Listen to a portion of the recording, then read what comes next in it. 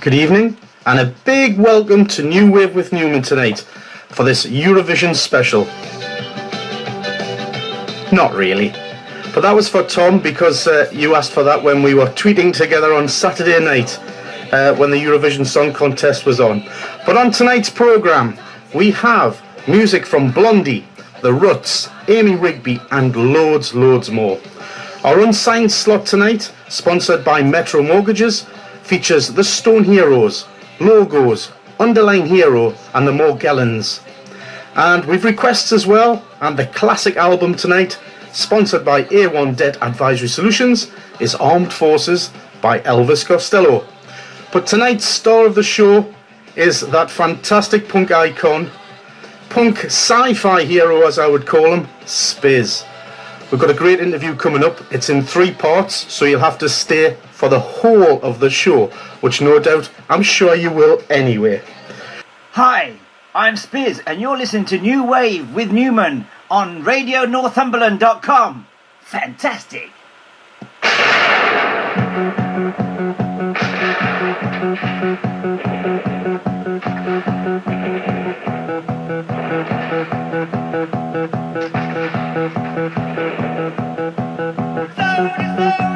What is your price?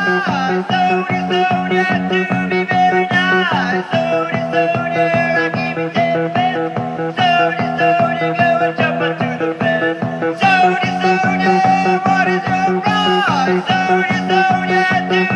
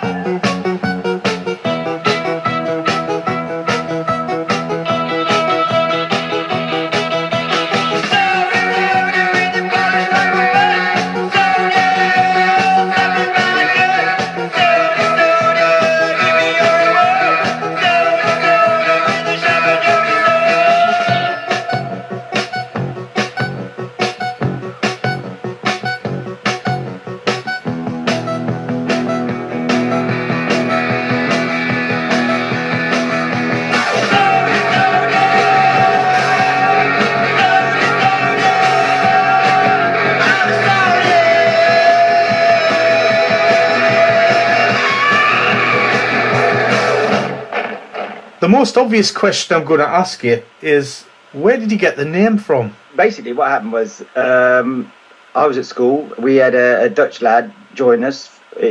Although he had a bit of a strong London accent, he was it's called Ernst Voss, and he said Spizz. You see, I thought, oh, I've been trying to get everyone to call me Ziggy, but no one was listening. No one was buying it. So Spizz appealed to my design instincts, and I saw it as a symmetrical thing, and so I started writing Spizz everywhere. What I didn't know was that years ago, my eldest brother was actually nicknamed Spizz briefly until he changed his, because he's called Richard, he changed it to King Dick because he preferred, this was the 70s after all. And my middle brother, Alan, he was called Spiv, but he changed his name to Big Al, and Richard changed his name to Big King Dick. So when I thought Spizz, I like that, and I didn't even I've been calling myself Spizz for a couple of years before I even knew that my brothers had been called Spizz. So I wrote it on I saw the Clash in '77, so I wrote Spizz '77 painted it onto a paper bag, a newsround paper bag, because I used to carry all my junk around. Yeah. It was an early man bag, you know. So so I became Spizz '77, and it's just a nickname from my surname, Spears. You see. Well, our Dutch listeners, because we've got quite a few Dutch listeners, we've got a band called the Fuzzbrats who listen all the time from Rotterdam. They'll be quite interested to hear that your origins come from Dutch. Yeah, well, if you Google Ernst Voss, he's got a website. He's based in Amsterdam. He's he's been on TV in Holland, showing the Dutch national football team how to paint. He did a TV show, yeah, when they were, just before a European Championships. You mentioned Spizz 77, but of course we've got Atletico Spizz 80, Spizz Oil, Spizzles. What was the change? And is it right that you were actually in the Guinness Book of Records at one point, or trying to be? No, what happened was, obviously, Spizz 77 was going to go out of date in '78, and I thought, that doesn't sound so good, Spizz 78. And then I saw the program about oil rigs being the largest man-made objects ever moved across the Earth's surface. So I thought, whoa. And it was symmetrical, Spizz Oil. The two Zs were now in the middle, and I thought, oh, that looks good. And so, as a design eye, And then me and Pete were quite a unique, formidable punk skiffle duo. And when I actually fell out with Pete at the end of 1978, at the end of the Susie tour, and I met my girlfriend introduced me to two other musicians, three musicians, but the guitarist didn't really sing from the same hymn sheet, so after one rehearsal he left. And that's how I met Mark and Jim, and so I thought, this is a new band, it's a new style, it's a fuller sound, although we still hadn't had a drummer for a drummer yet, and we called ourselves Spizz Energi. Oil produces energy, you see, Spizz Energi, and I thought, that's quite a good name.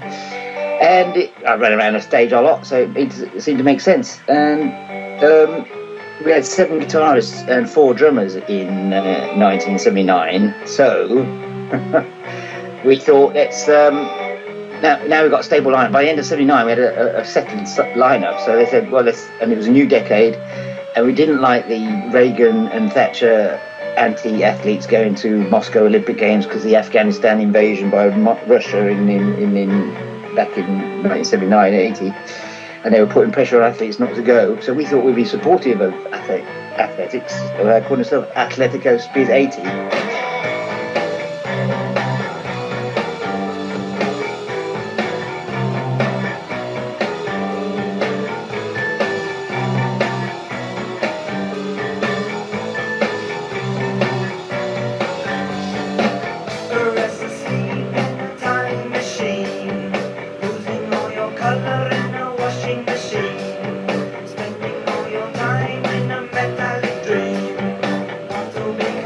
With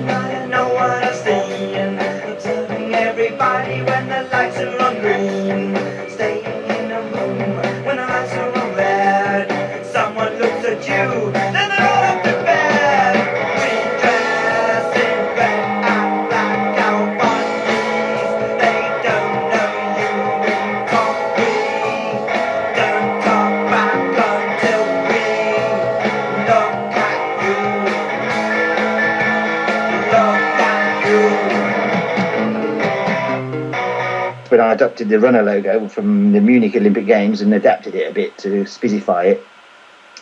And then so that was after they go to Spizz 80. So now you got through, and everyone's expected us to change the name all the time. So then, we weren't really sure what to call ourselves. And the manager sort of thought he thought he was a bit of a Svengali. He was also a Beatles fan, so he suggested we were called Spizzles.